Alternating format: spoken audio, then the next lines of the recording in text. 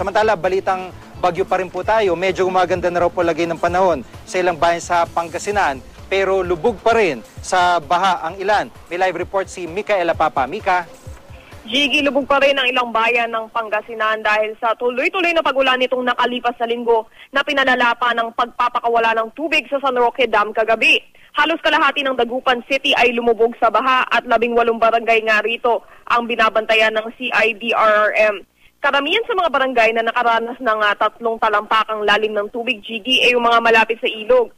Alas 10 naman kagabi ay binuksan ang floodgates ng San Roque Dam sa San Manuel, Pangasinan. At ayon nga sa AGNO Flood Forecasting and Warning System ng National Power Corporation, kahit nasa 278 meters above sea level pa lang ang tubig sa dam kagabi, ay minabuti na nga nilang magsagawa ng preemptive release. Sa kabila naman ng magandang lagay ng panahon ngayong araw ay nasa mahigit 4,000 pamilya pa rin sa bayan ng Kalasyaw ang apektado ng ulan at baha. Pinakamarami nga sa barangay Talibao kung saan hanggang dibdib ang taas ng tubig. Dito nga sa barangay Talibao, Jiggy, pinagdaungan na ng mga bangka ang bukid na nagmistulang malaking lawa. Pero ang ilang residente ay nasanay na sa paulit-ulit na baha, kaya naman mayroon na silang mga nakahandang balsa. Ayon sa barangay kapitan ng Talibao, seryosong usapin ang kalagayan ng mga nasalanta.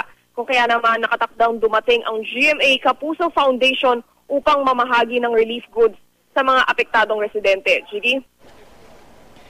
Maraming salamat, Micaela Papa.